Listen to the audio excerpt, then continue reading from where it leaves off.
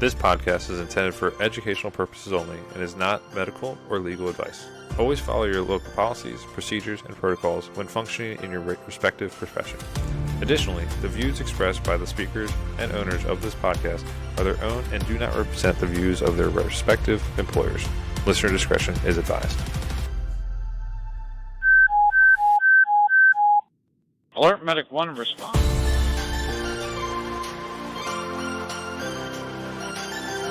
Ken, Josh, and Mustafa here. Welcome back to the Alert Medic 1 podcast.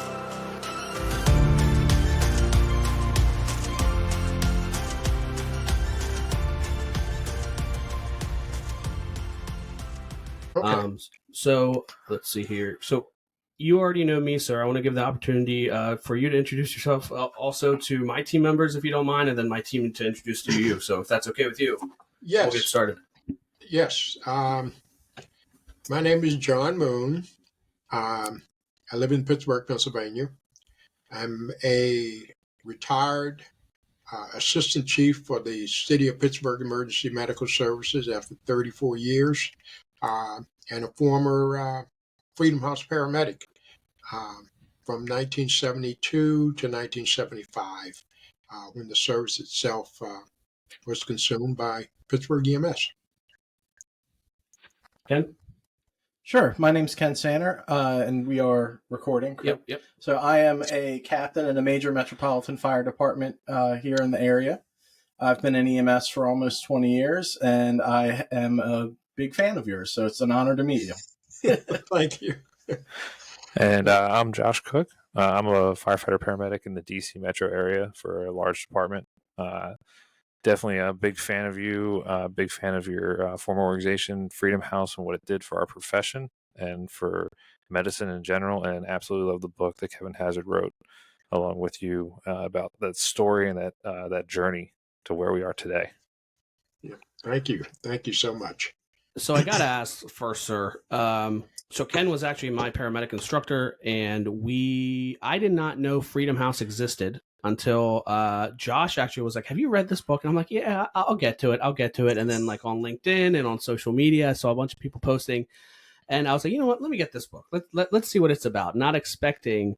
My mind was blown. So my first question to you, sir, is how do you think that happened? I know we talked about it a little bit during our phone call, but why is it that Freedom House isn't like the why every student should know who Freedom House is, what Freedom House was, who was there.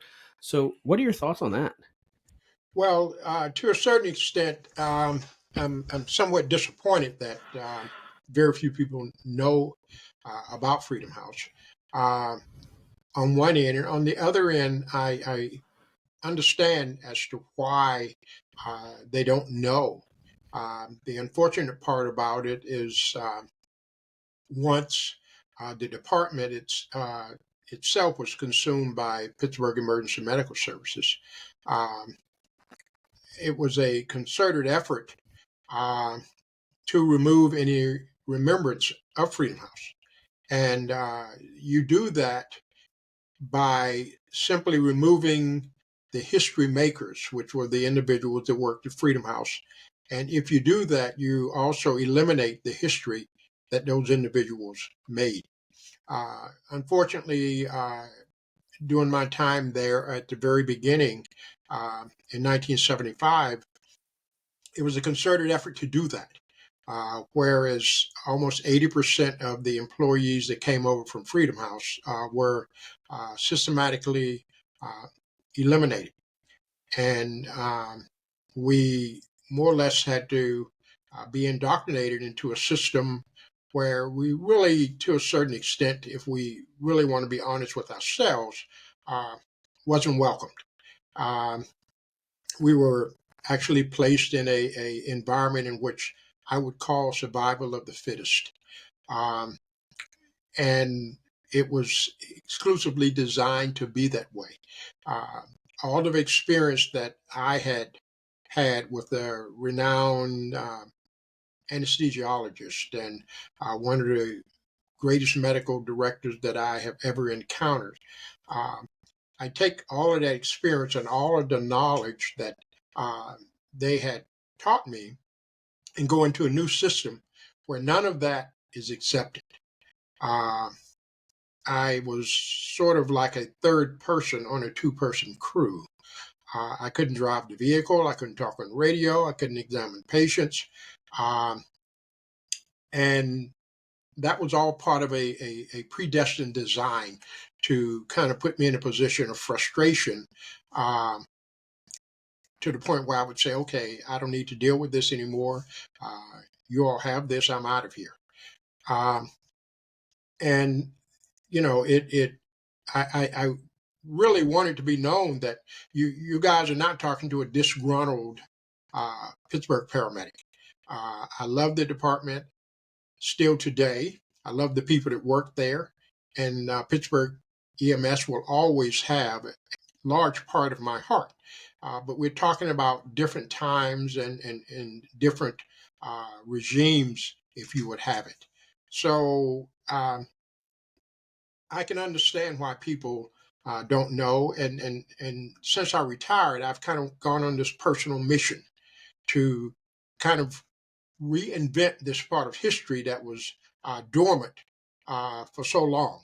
So I have to thank you all for this opportunity, because whether you believe it or not, you're actually helping me fulfill the desires of my heart. And that's to make sure that this part of history is not forgotten. And we really appreciate your time, sir, for going on that mission. The fact of the matter is, you all are the trailblazers that allow us to do what we do, right? And not only that, you have a small part in each and every positive outcome that occurs in the pre-hospital setting, because you all, and we'll get into this, the national model that you and Dr. Caroline and everyone, you all were tasked to write.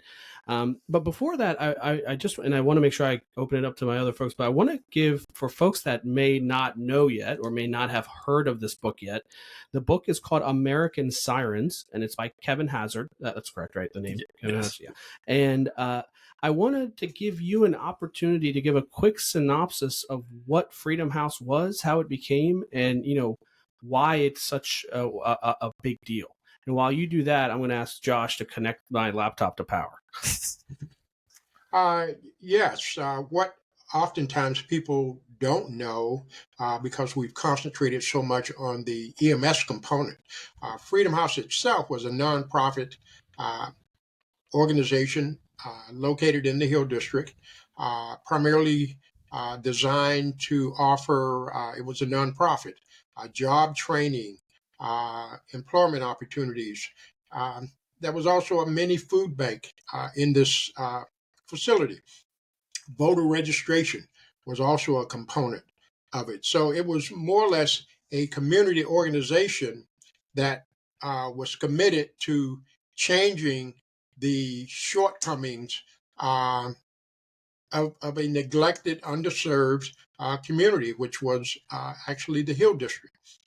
And as I reflect back on that, it's amazing that this organization itself had the wherewithal to really hone in on trying to help an underserved community with a variety of different needs. We had individuals that in the community themselves couldn't make it to doctor's appointments. And we unfortunately had to rely solely on the police to get back and forth to the emergency room, or to get to the emergency room. And, the community as a whole did not have a very good relationship with a predominantly white male police force. And if you look at that concept and add it all together, it's a recipe for disaster, to say the least. Freedom House itself came up with the idea from a great friend of mine who just turned 93 a couple of days ago, Phil Hallen, who said, if this organization can deliver food or fruits and vegetables to the residents of this community, why can't they deliver medical care? And he came up with this vision of his, to the point where he was able to convince the board of directors of Freedom House that this is a viable option here. But what happened is they didn't know how to put it together. So the board of directors met with the then chief officer of Presbyterian Hospital, Ed Norian, who in turn introduced this organization to another visionary by the name of Dr. Peter Saffer. He essentially invented CPR. It was his concept that you can save a person's life by providing care for them before they got to the emergency room. But it was very difficult for him to get that concept out into the world or out to the general public. So here comes this organization, and they were paired together. And Dr. Saffer was looking for a way to get his vision, his concept out into the general public. Freedom House was looking for a way to train individuals to provide a service to an underserved, neglected community. So the two of them essentially formed this bond. And Dr. Saffer said, okay, I will be more than happy to teach these individuals to do this. And Freedom House said, that's great, but there's one requirement that we will not back down from. And that requirement is that every member in this training class had to be Black. And he agreed to those. So you take 25 individuals and place them into a training class to train them to be the most sophisticated now pre-hospital care workers that had ever existed. And it was amazing at some of the things that we were doing back during that time from 67 to 1975 that people take for granted today. And we'll get into that, a little later. But it's amazing where Dr. Saffer was able to break down different barriers to get us into different areas. Training in the intensive care units, in the operating room, in the emergency room, obstetrics, as well as the morgue to study anatomy and physiology. In addition to teaching CPR and EKG recognitions and things like that. So we essentially took the emergency room and the intensive care unit from the hospital out into the street.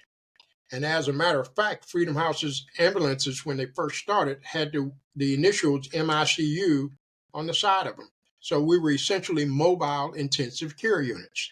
And everything that we were able to do was primarily reserved by physicians or residents or anesthesiologists or anesthetists in a hospital. But we took that concept from that environment out into the street in an effort to improve the lives of individuals. That even hearing it after reading the book, we've already had an hour-long phone conversation. Then you hearing it again from you, it's still just as mind-blowing. That a group that otherwise was so underserved, because they cared so much about their community, put themselves through this training, and having these visionaries, not only the leader of the of Freedom House that you mentioned, but Dr. Saffer as well, and then folks like you that really put in the work to improve the outcomes of your community. That's remarkable. I want to open up to you guys. I don't want to, No, it's great to talk to you about this. Having read it in the book and having had some knowledge that this happened, and that's like saying knowledge I had. It was, I think, a post somewhere that said something about the book, and then a little bit of a blurb about the book and about the history, and not knowing prior to that, and then learning all these things and how it evolved in Freedom House and how it evolved into the curriculum that we, now base what we do off of, and that these things were going on in a astoundingly underserved population, like Moose said, in an astoundingly underserved area. That these life-saving interventions were happening, and then we didn't even know about it for many years until people started paying attention more, and luckily Kevin Hazard took on this torch to bring this information to us. And like we said, it's great to hear from your mouth, hearing it and knowing, having read it, and the story behind it is just it's still mind blowing. I enlightened my dad to it, who is a former paramedic. He, I think, knew a little bit, but didn't know a whole lot. But when I mentioned your name and what it was about, he looked at it and was like, "Oh my God, this is where it all came from." And someone that was one of the first paramedics in the department that he worked for, and how, where Freedom House started it, and then it built from there. It's just amazing. I think it's really just such an amazing testament to you and the individuals you served with, and people like Dr. Saffer, just the sheer force of will that you guys and, men and women had to have had to take this initiative and make it happen against such opposition and difficulty. I mean, it's mind blowing to me, just the sheer force of human will that you guys must have demonstrated, at that time, and continue to do so. And that's an interesting point, because if you, and it's talked about in the book, if you try to look at the individuals, myself included, that came through Freedom House, we were considered the least likely to succeed. Hardcore unemployables, which simply says nobody would hire you for any reason. Society's throwaways, if you have it. But as I look back over my career in EMS and my time at Freedom House, I can't help but think that society made one mistake, is it didn't tell us that. So we, in turn, went about designing a system and performing a service to a underserved, neglected community that's emulated across the country today. And we're talking about roughly something that occurred 50 years ago, and it still boggles my mind today, believe it or not, how far ahead of our time we were. And I just, still have trouble wrapping my head around the idea that the things that EMS look toward as new inventions and new techniques and new procedures and things like that, we were able to accomplish that many years ago, when it was totally reserved for in-hospital personnel. So I'm. It may sound strange or whatever, but I'm still in awe of how far ahead of our time that we were during that time frame. And it's things that you all take for granted now. And it's almost like looking at what you guys were doing in Freedom House. It was almost like kind of in a way like the Roman Empire, when it came to how they advanced medicine and engineering and architecture and all these things, and then it was lost in the Dark Ages, and how we almost had to rebuild to the point we were. And the things that you guys were doing were very comparable to the things we're doing now in the 2000s. And where would we now if we didn't discard that experience and that understanding, that knowledge that was gained from Freedom House and from the paramedics that worked in Freedom House, where we would be today. And it's just it's kind of still awestruck thinking about it. And just like you think right now, as someone who did it and was there, and now 50 years later, still thinking, wow, the things we did. I got to say one thing, and this is going to be controversial. Okay. I know this is going to be controversial, but what are what I see as unique aspects of Freedom House were a couple of things. Number one, you have the dedicated folks from the community, right, that want to care for that community. Number two, you have dedicated and medical direction that is invested and is present. And quite frankly, and this is going to be the controversial part, it was a true independent service that did not answer to anyone except the citizens and the infrastructure of Freedom House, right? And I know what I'm implying here, and I'm not saying that fire-based EMS is not as good or anything, because that's what people are going to immediately message us with. But you got to call a spade a spade. You had these core components that allow for close interaction of a medical director to the group of paramedics, and you have those group of paramedics coming from the community they're serving. And I think there's a lot to be said to that. I would love to get your thoughts on that.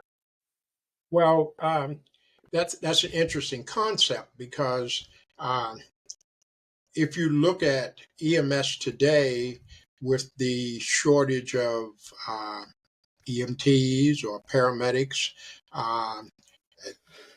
and also the lack of diversity in EMS as a whole, I believe that the EMS community, for lack of a better term, and you're right, I understand controversy, has somewhat recreated its own problem. And I mean that because and I'm not talking about every service, but if you don't invest in the community in which you serve, you run into problems like you're having today. The problems with personnel shortages, the problem with the lack of diversity in EMS, because I look at the model that Freedom House used, and when I worked for Pittsburgh EMS back in 1990, I used that same format to recruit for Pittsburgh EMS because the department went 10 years without hiring an African American. So I voiced my concerns to my leadership and was able to design the first diversity recruitment program in the city itself. And I used Freedom House's format where I went out into the community to community centers and job fairs and things like that and recruited individuals that had absolutely no concept, no idea what a paramedic was. And I was able to get the department to allow these individuals to do their internships on Pittsburgh EMS's trucks. We paid them a stipend while they were going through the training at EMT. And once you got to the paramedic training, you got a bump up in that stipend. And once you were done, I was able to keep the department or have the department hold job vacancies for these individuals because we had invested all this money into these individuals, and it would have been a shame for them to go off and work for someone else. So it was just a lateral move into Pittsburgh EMS because they did all of their training on those vehicles. They were familiar with the personnel, and they knew how the system actually worked. And that was very successful, so much that that became the normal hiring process for Pittsburgh EMS. And every class from that point on hammered out diversity. Whether it was at the EMT level, whether it was at the paramedic level, that was a balance around that line. And we were trying to get the diversity level up to roughly about 25%, which was what the department itself served in the Black community at that particular time. We probably got it up to around 18 or 19%, but it was still a big jump during that process. So I truly believe that the EMS systems around the country probably have to invest in the communities in which they serve. It's easy to put a hiring notification on Facebook or TikTok or LinkedIn or what have you. But if I'm not familiar with those types of websites, then I don't see it. So you also have to take an opportunity to go out and sell this concept, sell this idea to the community. And once you invest in that community, the community becomes your allies. And it's a very powerful thing to have, as the firefighters could know. If you wanted to close a fire station, the community would be up in arms about that. Oh, so you have to use that same type of format to strengthen your EMS systems, because once you make the community your allies, it's like a marriage made in heaven. Mr. Moon, why do you think we don't see as much EMS going into high school career days or college job fairs or community events trying to recruit from these kind of places? I think we've kind of lost the overall focus or the intent on what a paramedic is, as to what the job entails. We want to create this superhuman being. Uh, I want to make sure, in some instances, not all, that you have a bachelor's degree or a master's degree or what have you. But for what you do, it doesn't necessarily require that, in my opinion. So we spend all this time trying to create this superhuman being that knowledge that you would only use roughly about 10% of it, because the majority of the work that paramedics do, and it could have changed since my been there, the majority of the work is common sense. And it's difficult to teach that. And I don't know of a college or a university around that could teach that nowadays.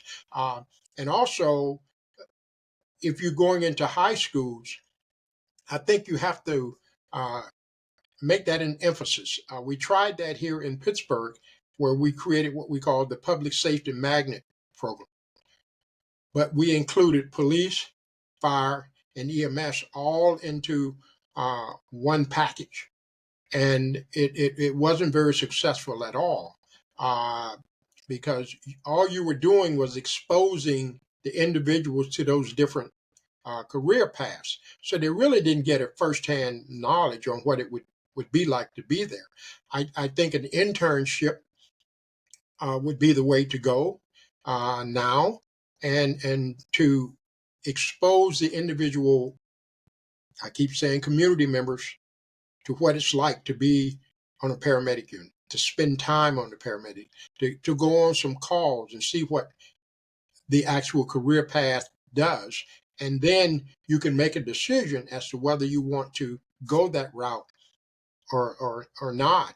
I think we're somewhere shooting ourselves in the foot by elevating the requirements of the person, and to the point now where we can blame it on salaries and what have you, but and that may be part of it. But I think the main crux of the problem is that we are trying to create this superhuman being that is not required for the job. Not saying I'm trying to not minimize what they do and things like that, but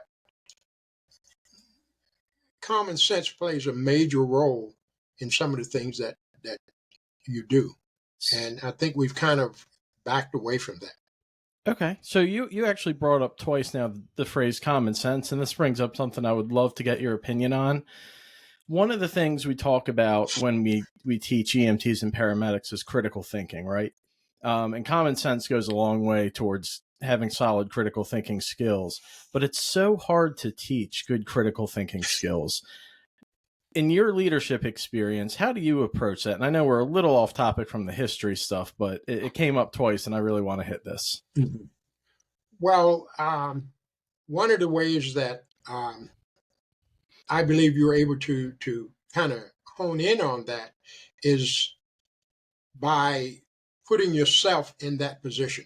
And one of the rules of thumbs that I use, and I just talked to someone a couple of days ago about this, and they wanted to know what words of wisdom would I give to a paramedic coming out of school and things like that. If you treat that patient as if it was a member of your family, it's almost guaranteed that you're going to treat them the right way, because you see them as something precious. You see them as a loved one. Or you can put yourself in that position. If it was me lying there, how would I want someone to interact with me or to treat me? So to me, that's a common sense approach. I wouldn't want anyone to mistreat my loved one or my family member or myself. So why would I, in turn, reverse that role and treat someone else disrespectful or for lack of a treatment? So I really think that to me, that's the common sense approach. How would I treat a member of my family if they were in that particular situation? I gotta push back on that a little bit. I think that's good foundationally, but what do you do with folks for whatever reason, whether it's burnout, whether it's biases, whether it's any number of reasons? Because of course, if you're on a level playing field, it's easier to see someone as a member of your family.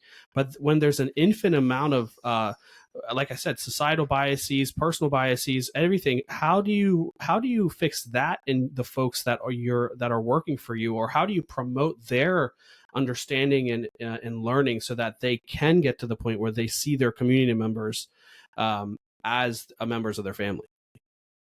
Well, that's interesting. All you have to do, basically, to me, is to think back to the Freedom House employees. There was a certain level of perseverance. There was a certain level of resiliency. There was a certain level of determination. You're talking about a group of individuals that weathered setbacks and disappointments and broken promises, and were able to create a system that you see today. So, from my standpoint, it has to do a lot with the inner strength of the person. I mean, I spent time out in the field. I wasn't always in administration.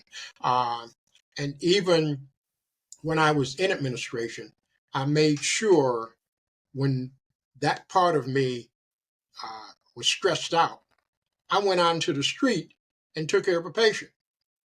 And once I did that, I was fine, because if I look at what I was dealing with at the office and then had to deal with this person who was 10 times worse off, then it was easy for me to forget about the stressful things that I had to deal with.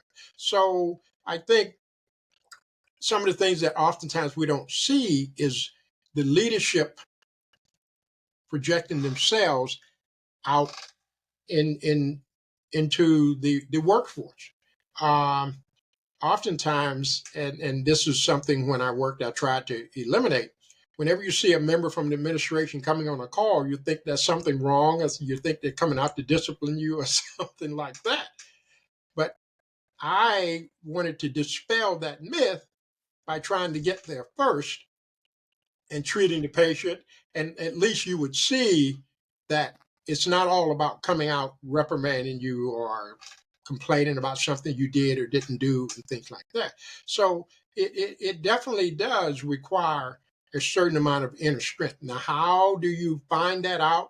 It's very difficult to do nowadays, because I think you're dealing with a completely different subset of individuals.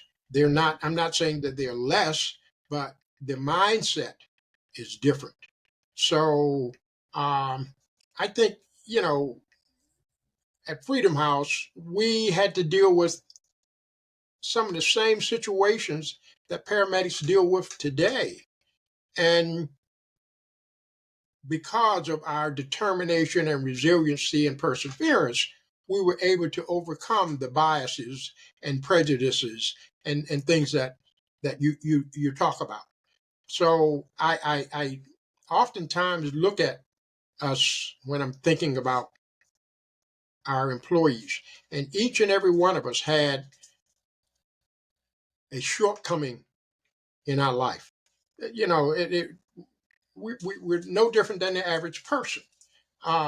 But we didn't sit around and have pity parties for ourselves and complain that I never had this opportunity to do this, or my father wasn't here for me to do that. So I looked at that and I said, that is, to me, is the model of a group of individuals that can accomplish anything. And believe it or not, while we were there, it wasn't like we were trying to set this standard or set that standard or create this or create that. We were more concerned about providing a service to an underserved, neglected community, that everything else just fell into place. No, I really appreciate that. Thank you. Josh, you have some? Ken?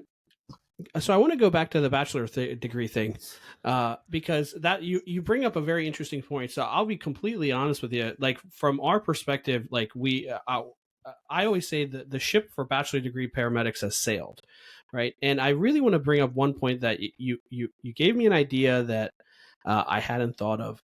In advancing the role of the pre-hospital technician and advancing the practice of paramedics especially, it's important to not remember the folks that have no education in the beginning, and that's a great point. And we talked about this a little bit during our phone call, about how, like I said, to me the requiring a bachelor's degree for an entry level paramedic is now, the ship has sailed, and I don't think that's even the right thing to do. So we're asking our folks to do a lot, and we keep building up the practice without increasing educational requirements. I wonder if there's an opportunity, and I know these guys right here know exactly what I'm going to say next. If there's an opportunity for a next, advanced levels of EMS. So having a small group of people that do have graduate degrees, right? And because I know that I always say there's no shortage of suffering in our communities, right? There is plenty of room for EMS to grow, but I don't think we should increase the entry level requirements, because I think it will be a detriment not only to our community members, but also to the folks that are trying to get into the door. Because I think the fire service and EMS is a unique place where you don't have to have anything. And we will come to you, or you can come to us, and we will train you for free in many places. And in the world of college degrees, I'm in grad school right now, and the thousands of dollars I'm paying, I don't even want to think about. Many folks don't have those resources, or they have to go into debt. Why not have, both things?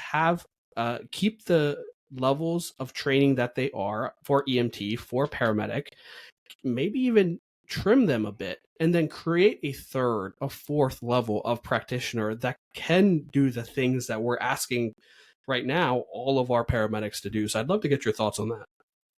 Well, I agree with you to a certain extent, and I say that because if you're going to issue certain requirements, you're going to have to create a level of patient care to meet that requirement. Yep, absolutely. And the best example I can give you, and not that I'm anti-educational, I'm all for training and learning and things of that nature.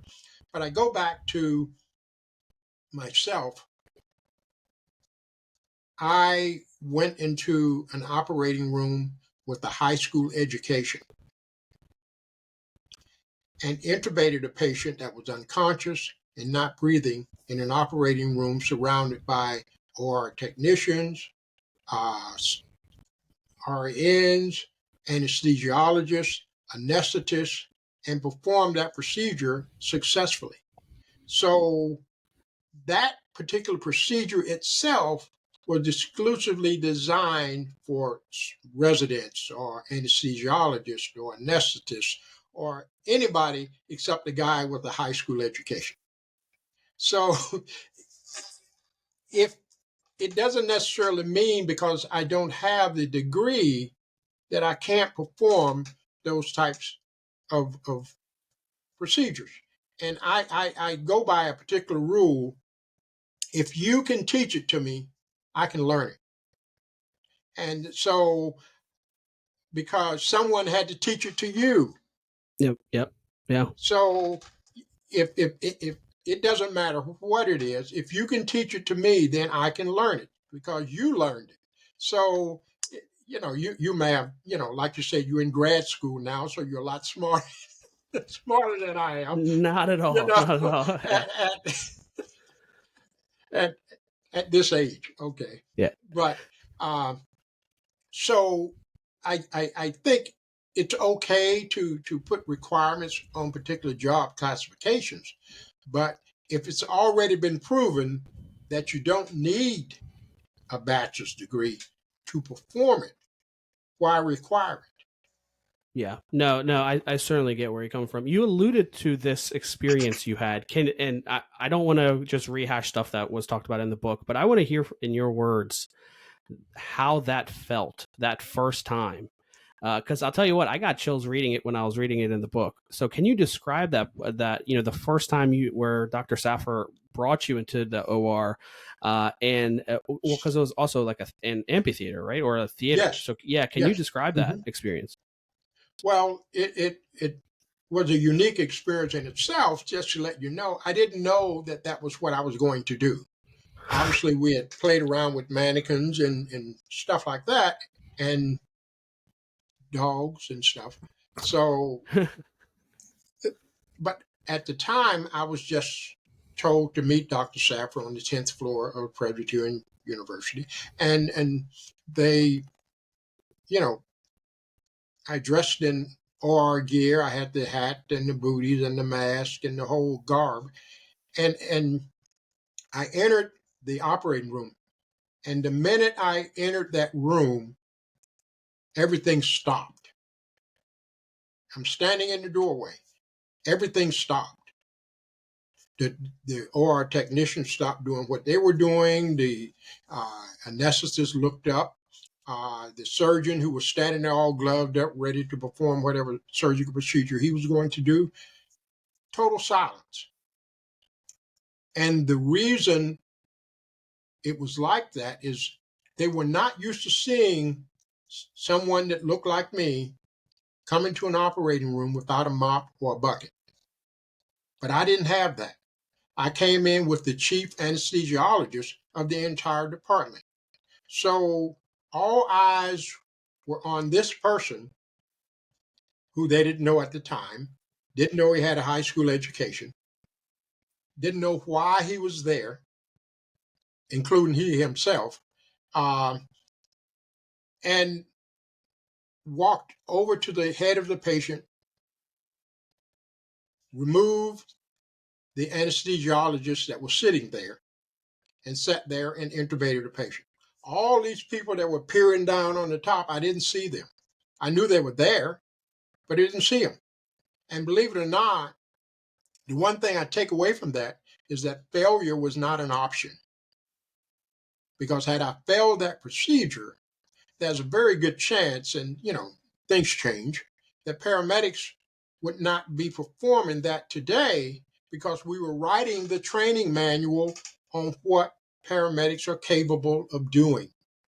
So by doing that procedure and doing it successfully and going around from room to room in an operating room doing that, I was able to convince the chief anesthesiologist and Dr. Nancy Caroline that a layperson can perform that procedure. So it's common practice today. But everything that was in the very first paramedic manual, Emergency Care in the Street, in order for it to be placed in there, we had to do it. And we had to do it successfully. Otherwise, it wouldn't have been there. And that became national standards for paramedics across the country. So it's something that I don't look at it all the time, but people always bring it up once they read the book, and so I don't mind rehashing it out. But it was something that had never been done before, and whether paramedics know it or not,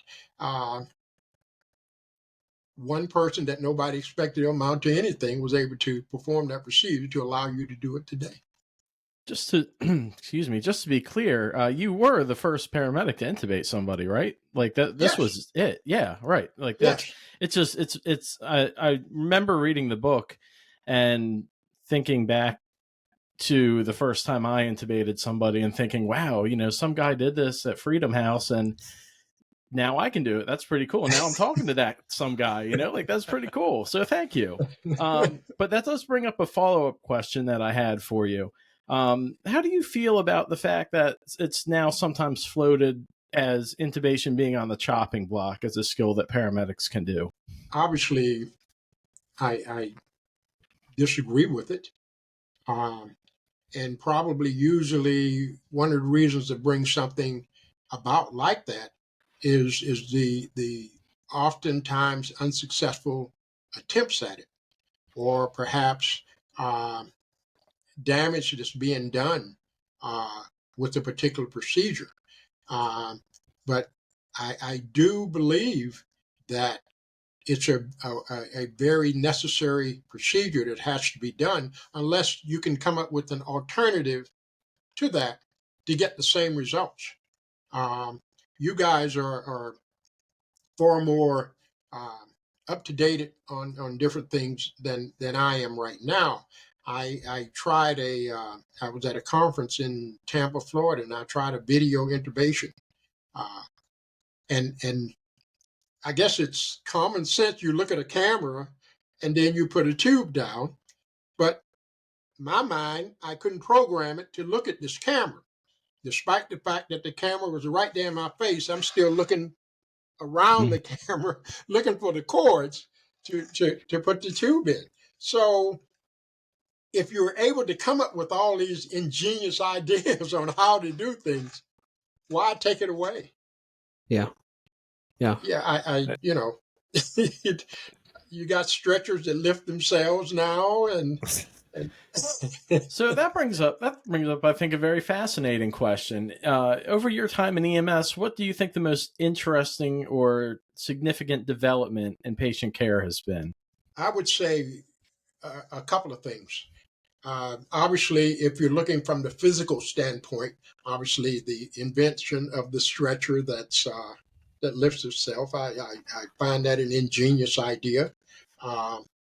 And in addition to that, it's why I just kept, even though I couldn't perform that procedure. Tracheal intubation is obviously an excellent point, and I think you have to look at what brought about that invention. Is unfortunately multiple attempts that were unsuccessful at intubating something. So we have to find an easier way to do that. No different than lifting the stretcher created multiple workers' comp cases and things like that. So we have to come up with an ingenious way to offset those types of things. So I think those are the two things from an actual practitioner standpoint. I think that makes a big difference. Obviously, I carried around heart monitors that weighed 45, 50 pounds. And now I guess they weigh anywhere from 2 to 5 pounds now. So the invention of different pieces of equipment that has made the job somewhat easier, I think is fantastic. I really do. Can you tell us, this is going to be a little bit of a pivot, but we've been talking about endotracheal intubation, and I remember reading the part, and we talked about this on the phone, like I said, about the first time you intubated someone in the field. And that, of all the sections of the book that gave me chills, that last piece of that chapter, when you walked into a hospital with an intubated patient. Can you tell our listeners, and can you tell us about how that went and how you felt walking into that hospital, being the first paramedic to ever intubate somebody in the field? Can you tell us about that? Yeah, if you go back until the actual time that it happened, that was unexpected at the time because, as I said, we were still in the process of writing the emergency care in the street manual. So when Dr. Nancy Caroline requested that I do a tracheal intubation, I thought she had lost her mind. So seriously, and unbeknownst to me, she had enough confidence in my ability to do it. So once I did it, and we transported the patient to the emergency room, little did I know that was going to be the beginning of the different challenges that we were going to face, because the ER staff was not used to a paramedic coming in with an intubated patient that they had intubated.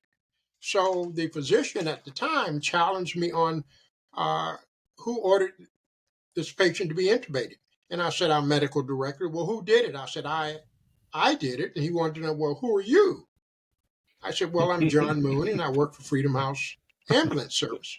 But one of the things that you have to take from that is it was a learning experience for him, because the ERs were not used to EMS bringing in patients that were intubated, that I came in giving you a EKG report, lung sounds, vital signs, and things like that. So believe it or not, since they were not used to it, we were mocked and laughed at, because it was something that they were not accustomed to. And I can go back to the time I transported a patient to an emergency room and gave a rundown on a patient that we had suffered a syncopal episode, and the nurse laughed at me. And it was very disheartening. And so I kind of vented to Dr. Nancy Caroline, like, well, why are we even doing this? Nobody's going to listen to us. And she said, well, if you don't learn to speak the language of the emergency room, then no one will ever listen to you. So she said, go back in there and find a physician, which I did, and it was received a whole lot better. But what people don't realize is that we were still teaching the emergency rooms what was going to happen years down the road, because they were not accustomed to that happening. And, it wasn't our intent to do that, but that was all part of this predestined plan that we see today. You wouldn't dare come into an emergency room and don't have a complete workup on you. What did you do? What's the vital signs? What's EKG reading? What's the oxygen, the SAT sats and stuff like that. So we were so far ahead of our time that it just boggles my mind. But we were teaching the ERs what was going to happen later on, because they were not accustomed to that.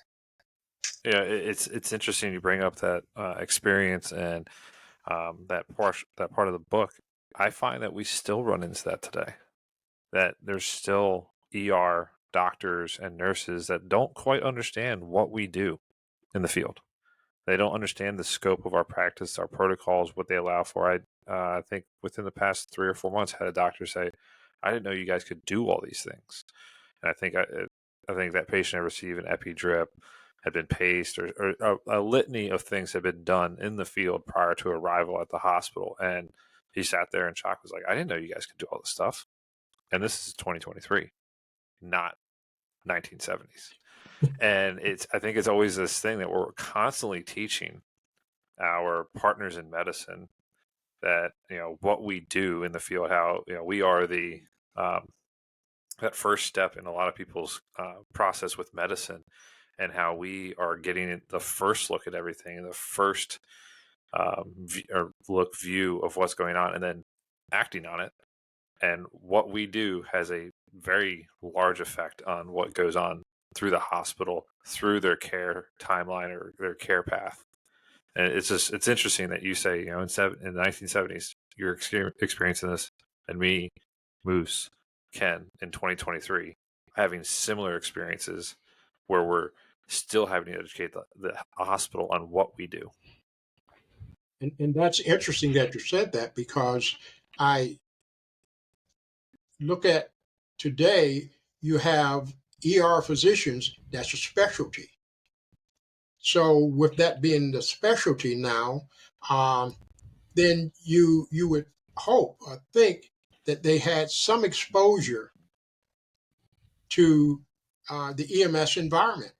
I can only talk about what goes on here in Pittsburgh, but our EMS system, the residents themselves are required to spend time on an EMS unit. In addition to that, they're given a vehicle in which they are required to respond to certain life-threatening calls 24/7. So that exposure allows them to actually get a firsthand feel of what goes on out in the field before that patient gets to the emergency room. Now, the physician that you're talking about, I can't say whether he had that exposure or not, but I think exposing the ER physicians, particularly, obviously now if you're in a rural area and things, there's a good chance you're not going to have that. But in the inner city, in an urban environment where there's specialty hospitals and specialized emergency rooms, your ER physician um, is just as much a specialty as an anesthesiologist or a pulmonologist or whatever you, because it's a specialty. And I know here in Pittsburgh, it's all part of that bigger picture that they come to learn how to be an ER physician. So that exposure plays a very big role in that. So it's an effort to prevent the questions that you're telling me about, that the physician said, I didn't know you guys could do that. Maybe that could be a lack of exposure. Oh yeah, definitely. And we had a former Pittsburgh experienced doctor on the show, Dr. Nussbaum, who is a medical director in the local area here now, who did his fellowship in Pennsylvania and Pittsburgh specifically, and talked about that exact experience where he was out in the field running these calls, getting that experience. Not that he didn't already have it from being a prior EMT, but also, seeing what the paramedics can do and interacting with them. And then also Pennsylvania's med command whole system, how Pennsylvania is a little bit more unique than Maryland is when it comes to how they handle that and the doctors that it produces and the experiences for those doctors and how it drives them forward in their practice as well. Good. Okay. So I was going to shift gears slightly. Do you have something more on topic? Well, no, I just think you make a great point. I mean, because it's all about showing what we do, and like here in Maryland, we have two major emergency medicine residency programs, right? University of Maryland and the Johns Hopkins Hospital. And I don't know, I'm sure, I want to say at least University of Maryland has an option for residents to ride along with EMS, only because I've ran calls. They do. Yeah, where I volunteer with, where like a physician shows up with a supervisor. But do they have a fellowship? So Hopkins does, university doesn't. Okay. Yeah, an EMS fellowship, and that's what I was going to get at. These EMS fellowships are really getting to what we need, where to be a medical director of an EMS system, having someone that's EMS fellowship trained, I think it's very useful. We've had Ben Launer on to talk about that, but yeah, no, it really is a testament to how far, I mean, your words, not mine, how far ahead of the times you all were with having a closely, a dedicated medical director who was so closely involved. So it's remarkable. Ken, go ahead. Okay. So I was just curious, Mr. Moon, you've gone through the ranks in your department from paramedic all the way up through assistant chief. And I was very curious how your leadership style had changed and adapted with each rung along the ladder up, because I'm sure a lot of it stayed the same. You seem like a very natural kind of leader to me. But I'm sure that, as you went from being a paramedic and being an informal leader up through, however your rank structure is, I'm sure you had to adapt somehow. Yeah, it presented a unique set of challenges at each step, primarily because you have to kind of reprogram your brain to go from being, say, for example, a crew chief to being in charge of a 3-person crew or 2-person crew, to a supervisor being in charge of 10 or 12 people on a shift, depending on how many units you have, and monitoring those type of individuals. The adjustment I had to make is going from being actively involved in patient care to more or less a hands-off approach, because I had to monitor an entire system as opposed to just 2 or 3 people. And then once you move to the next level, one of my duties, I was in charge of 10 supervisors, as I was the chief supervisor. and I had also in charge of 162 paramedics that I had to somehow keep track of, too. So, in addition to, what do I say, hiring, in addition to major events like football games and basketball games and baseball games and parades and marathons and things, part of my duties was to assign people to those. So I look at all of that, and I often look back and say, you can go up as high as you can go, but we have to keep in mind that the title doesn't make the person. The person makes the title. So just to give you an example, maybe it was intentional, I don't know. Once I retired, my position as the assistant chief of Pittsburgh EMS remained vacant for 7 years. Wow. That's an impressive amount of time to be vacant. Couldn't find anyone to take the position. Yeah. So it's, I mean, to be fair, there's probably pretty big shoes to fill too. I mean, to be honest. Well, I feel bad for the next guy. I mean, or gal, I mean. Well, the next person was a female. Yeah. Yes. Yeah. So, yeah, that wasn't my intent. It's just that as duties started being thrown upon me, I had to redesign this human being to do the job of 3 or 4 other people. And once I retired, before they filled the slot, they took all of my duties and assigned them to 5 different people. Yeah. So yeah.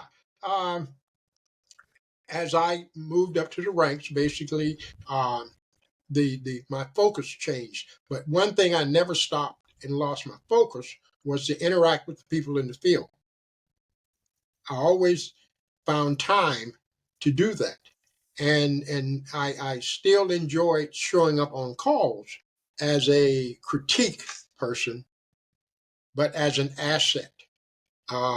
I would help the person down the steps with the stair chair or on the stretcher, or I would carry equipment down from the patient's home and put it in the truck. I would obviously put it in the wrong place, but still, it was just, to let you know that I kind of understand what the role is of being there, and because I've served in that capacity. So I wanted to remove that stigma that anytime a supervisor shows up is because he's there to reprimand someone or because something went wrong or to critique what you're doing and stuff like that. So I kind of removed that stigma away from it. And even as the assistant chief, as time allotted, I would go out into the street and go on calls and stop in the emergency room and visit with the paramedics. And like I mentioned earlier, every time I showed up, they thought something was wrong.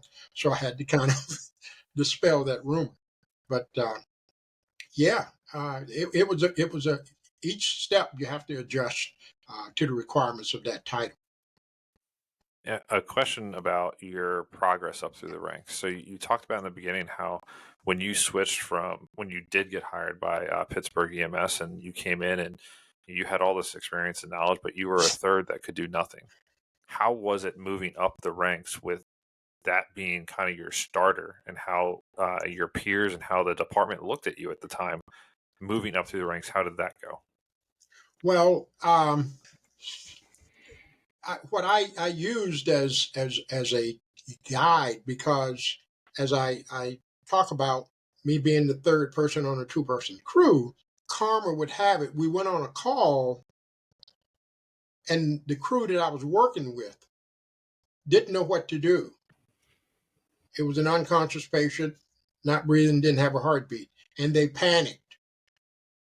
They had never experienced an out-of-hospital cardiac arrest, so they didn't know what to do. So they turned to the person that wasn't allowed to do anything and say, you take over.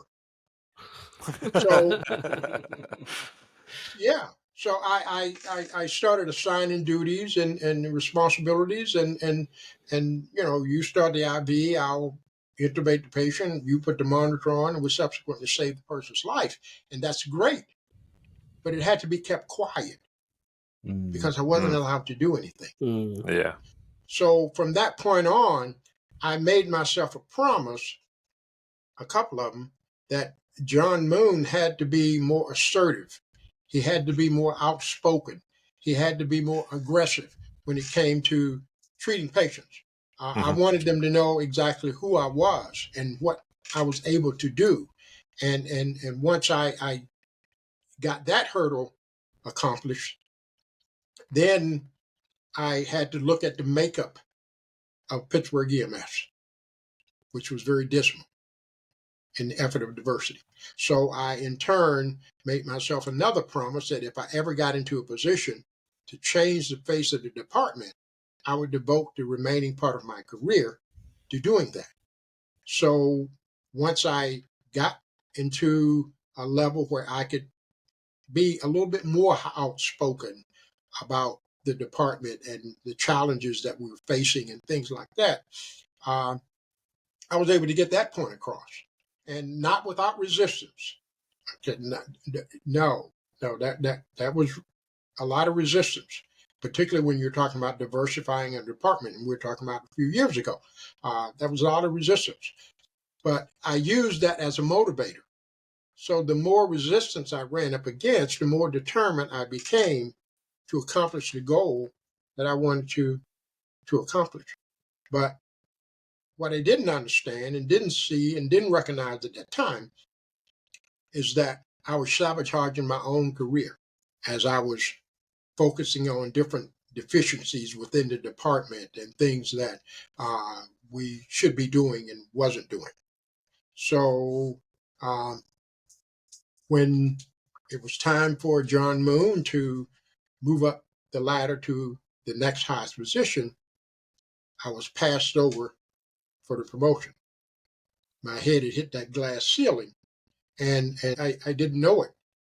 The department changed its promotional process, one that we had used for 30 years. That the next man up, because you had the experience along those lines. And I subsequently had to report to a guy that I'd been his boss for 15 years. And, that didn't sit too well with me, but I still had to do it. Understandable. Yeah. Understandable, yeah. Mm-hmm. How did you break through that? Because, I mean, eventually you became the chief. No. I mean the chief of EMS, but yeah, like, how'd you break through that? Well, I didn't break through it. I couldn't. Yeah. I really couldn't break through it at all, because once I started complaining about being passed over for the assistant chief position. Okay. Now I understand. You don't file complaints with your employer and expect to have a happy life. Fair enough. Yeah. So, and I understood it at the time, but, I would say the last 5 years of my career with Pittsburgh EMS was a living hell. And it was designed to be that way because I was the outspoken person. I was outspoken on diversity. I was outspoken on the hiring complex. I was outspoken about the promotional process and things like that. So the way to silence the troublemaker is to get rid of them. So you devise certain ways to make the job more difficult, to the point where I had to make a decision. Do I stay and show you how tough I am? Or do I just cut my losses and retire and go somewhere and sit down and spend the remaining of my days talking to guys like you are? I can't help but see some similarities to the difficulties you all were put through when you were first brought on to Pittsburgh EMS.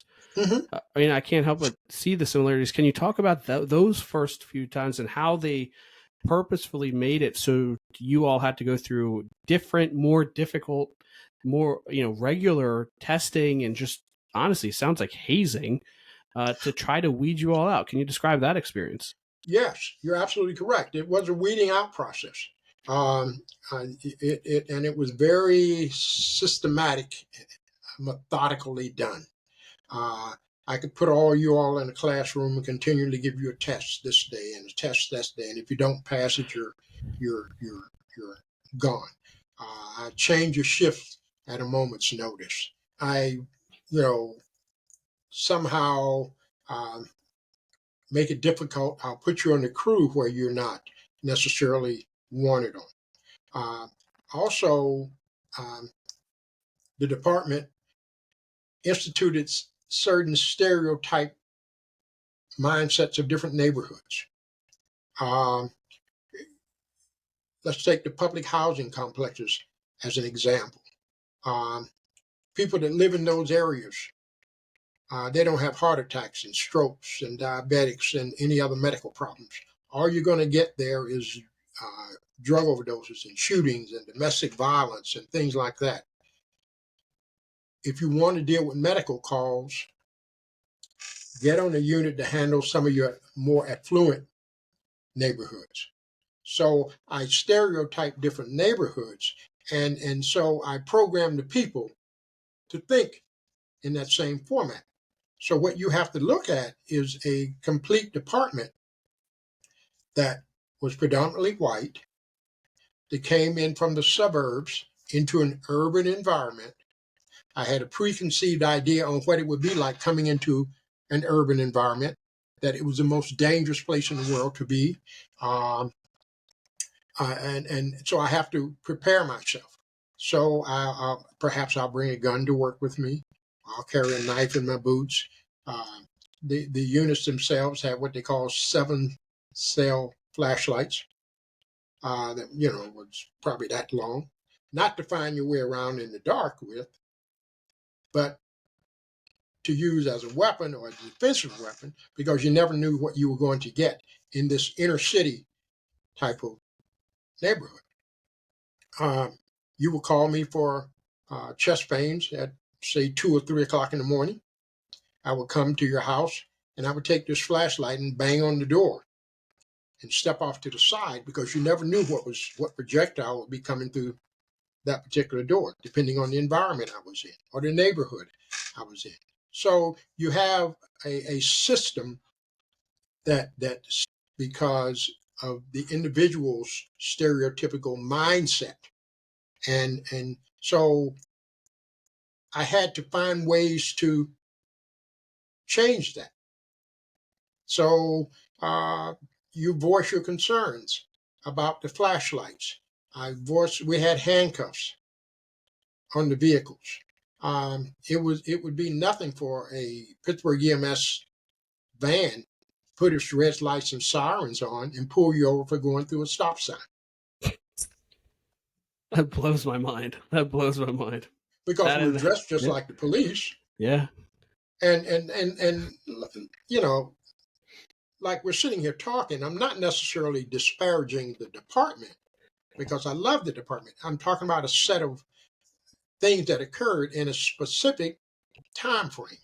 Yeah, you're giving us the historical perspective. Yes, historical perspective of it, and how the department has evolved into something entirely different than it was back then. So, you had me looking just like a police officer, so I had that authoritarian type of mentality. So I could go in your house and you're trying to explain to me what's going on with your loved one, and I'll tell you to sit up and shut up and go over there and sit down. I want to talk to this person. Wow. So, all of that was programmed into the individuals that came from a suburban environment into an urban environment. So if you program them to think that way, then you don't have a very good opinion of people that look like me. It blows my mind, because some of the sickest folks are the ones that don't have access to healthcare, that are minorities. So which created Freedom House. Yeah, mm-hmm. Yeah. It just absolutely. Yeah. Oh man, that part just blows my mind. Yeah, Freedom House took everybody. We even, you got a doctor's appointment and you don't have a way to get there, you call, I'll come and get you. You go to your doctor's appointment, when it's over, call and I'll come back and get you and take you back home. Yeah. Now, transport systems like that are a multi-billion-dollar business. Mm-hmm. Mm-hmm. Okay, but we're the first to initiate something like that. I want to shift gears here. So is there anything else you guys want to say about this? I want to ask, so the first day of paramedic school, or a couple weeks before, I bought this massive textbook, and it said Nancy Caroline Emergency Care on the Streets version whatever. And I proceeded to not remove the plastic from it. That's not true. I did remove the plastic, and I think I might have opened it once. And throughout the course, I had a guy by the name of Ken Sander who's sitting in the room, and I annoyed the hell out of him because I was so critical of this book. And I have been very critical of the Nancy Caroline textbook on this podcast. Now, imagine how terrible I felt when I read the book and I found out that this Nancy Caroline person was really a solid person. And so I wanted to ask you two questions. The first one, can you tell us about Dr. Nancy Caroline as a person?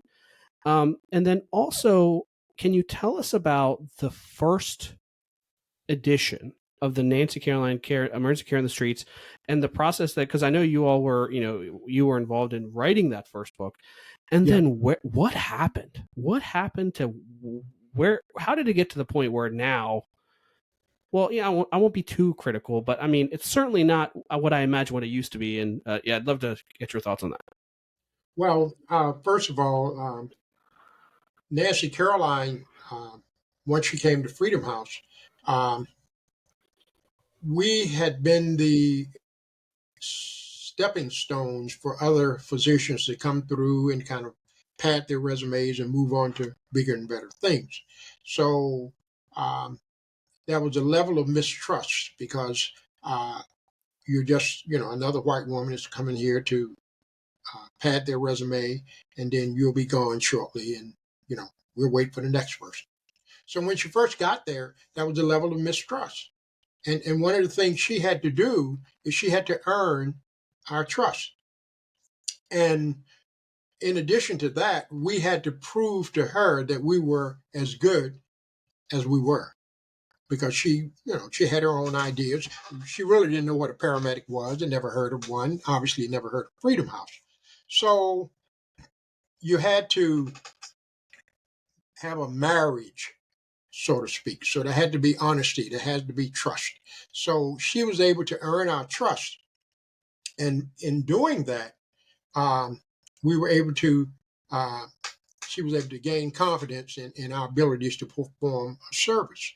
Now, that in turn created a marriage that was a very strong bond, that it was very difficult to break through. And the best example I can give you is picture, say, a 5'2" Jewish woman walking down the halls of a hospital with 4 black guys dressed in white uniforms with afros and beards, walking right into an ICU, not stopping at the desk, not saying we're here, but going directly to the patient's bedside and doing an examination on a person in an intensive care unit. What's the chief complaint? What's the side effects of the medication? What's the IV rate? What are the lung sounds? What's the EKG? What is the outcome of this patient? So she, in turn, wasn't afraid to be seen with us. And she would take us anywhere in the hospital. On the flip side of that, we would take her anywhere into the Hill District, which was a predominantly black neighborhood. We would take her to restaurants where they were serving soul food. And we would take her on calls to drug overdoses in some of the most deplorable conditions that you can imagine. Homes without utilities and basements that are in homes that are abandoned and things. She was right there with us. So if you take this marriage and you got this bond, and then you start writing this book, and you do all of these things are in the book. And as the book is continually, shortly after she died in 2000, the book, I guess the family sold the rights to whomever has it now. So you're talking about this great big manual that's this thick. And it weighs probably about 10 pounds because I have a copy of it. If you read through the manual, it talks about the history of EMS. And it talks about Miami and Jacksonville and Los Angeles and Seattle. And it talks about how great those services are and how they started and what accomplishment they had. And then off to the right, there's a little segment that says Freedom House. Dr. Nancy Caroline was a medical director of a group of black men that didn't have an opportunity to get a high school education. Period. And I don't know whether you got that far into the book or not, but please look at it. And it's right in the history of EMS. And that's the saddening part to me about that manual, despite the fact that we wrote the book itself. And it's got her damn name on it. Like, yes. what are they doing? Yeah. Yeah. And so as the book is constantly being printed, Freedom House is rapidly being phased out of having anything to do with that book. Because if you look over here and see a group of black men that didn't have an opportunity to get a high school education, we didn't contribute anything to this book. Absolutely nothing. When in fact you contributed everything. Everything. Right. So go ahead. I'm sorry, sir. I was just going to ask, what can we do to keep the memory of Freedom House alive? This? Well, this is one of the things that, whether you believe it or not, plays a very, very critical role of the history of EMS. I don't know, too much about, your systems, but American Sirens, I would like for that book to be required reading for every EMS person. I would like for the history of EMS taught in every paramedic and or EMT training program. I would like for the history of EMS to be taught in every EMS physician's training program. So that in itself plays a very critical role in keeping this part of history alive. We are right now, we have a display in the Heinz History Museum, which is part of the Smithsonian. I've done so many podcasts that I done lost track of them. There's a documentary out that hopefully later on tonight I'll find out whether it won an Emmy or not. It's called First Responders. It's about the history of Freedom House. But the documentary itself has been picked up by public television broadcasting stations or something to broadcast across the country. So I'm waiting on that to come to fruition.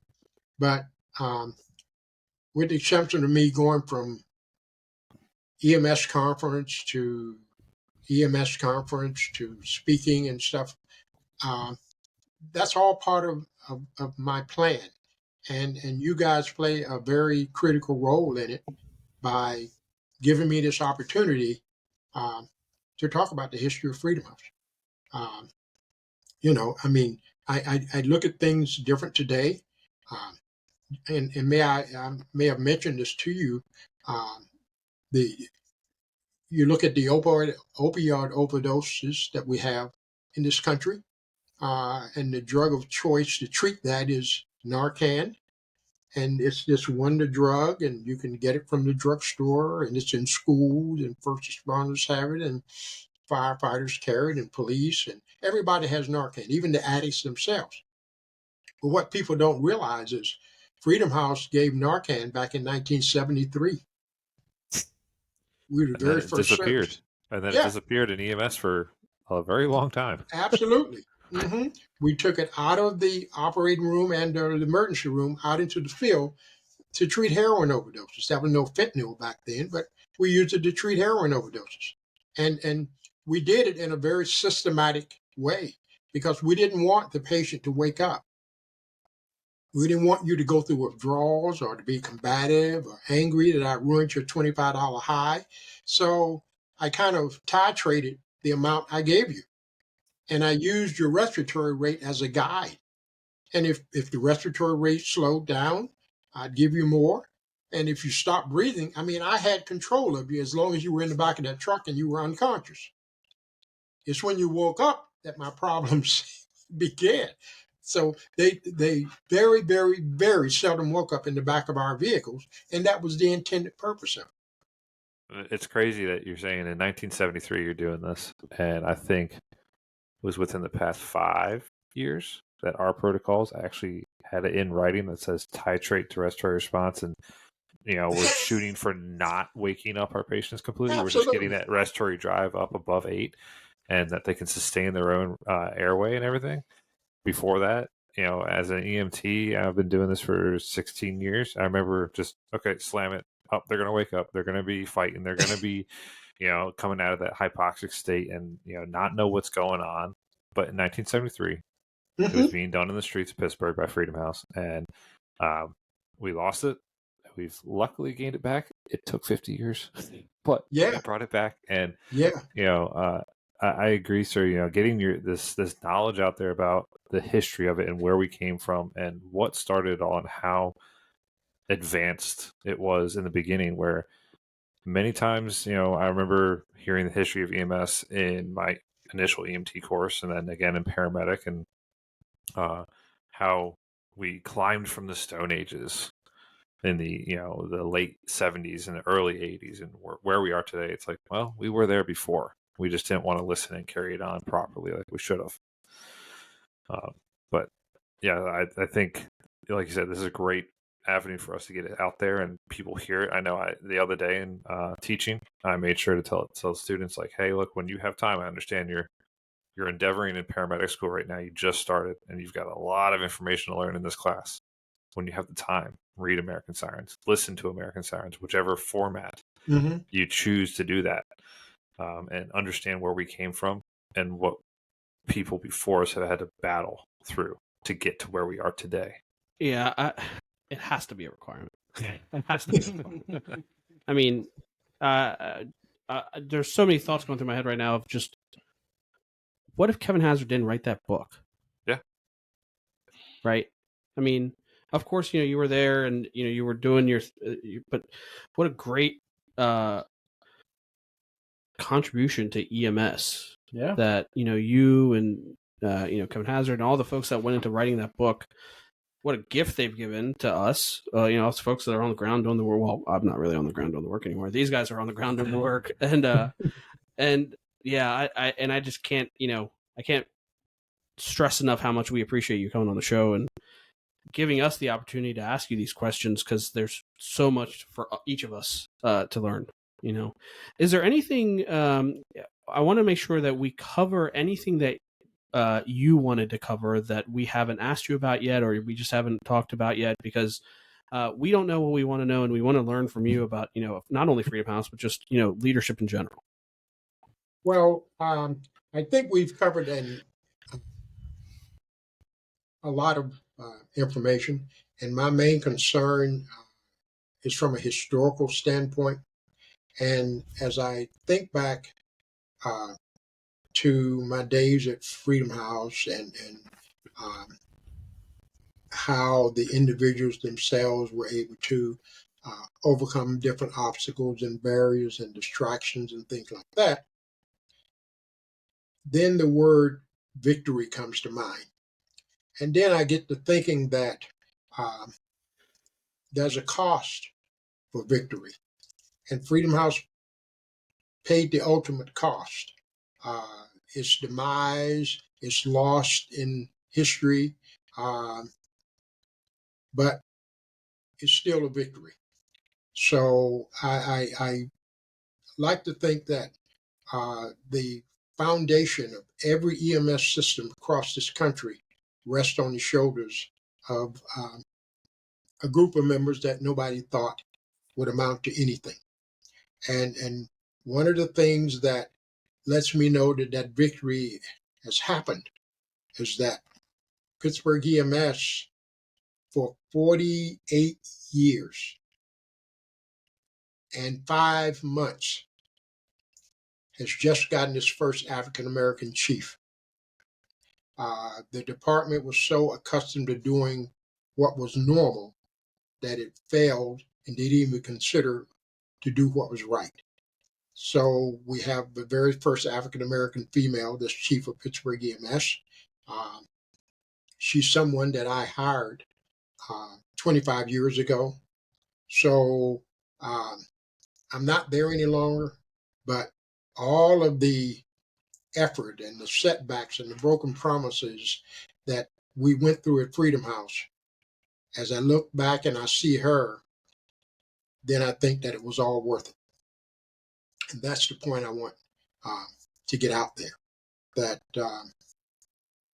every EMS department in this country rests on the shoulders of Freedom House Ambulance Service. Thank you. I don't think that there's a better point to end on. Yep, Yeah. I agree. That's a great way to sum it all up, and a great final message. Yep. Mr. Moon, it was a pleasure, sir. Thank you so much. Thank you. I Now, really don't- appreciate it. Of course. Don't go anywhere. We're gonna Josh is gonna finish this out, and then we're gonna stop. We're gonna hit stop recording, and then I'm sure there's some things we want to, Okay. chat with you just to close up. Okay. No problem. But yeah, thank you so much, Josh. Close this out. Well, thanks everyone to listening to wherever you are, whatever time of day it is. Once again, thanks for listening. Thank you, Mr. Moon, for coming on and talking to us. If you're not already, like and follow us on social media, Facebook, Instagram. Look for other content coming out here soon. Check out the book, American Sirens. by That's Kevin the Hauser. next part. Okay, Yep. good. Yeah. Okay, good. Yeah. You'll see it on our social media bunch coming here soon. But find American Sirens at your local bookstore, Audible, Amazon, wherever it is. Read it, listen to it, whatever format you like. Once again, thanks for listening to us. Be safe. Have a good night, good evening, or good morning. Bye. You want to hit record or stop recording? Yeah.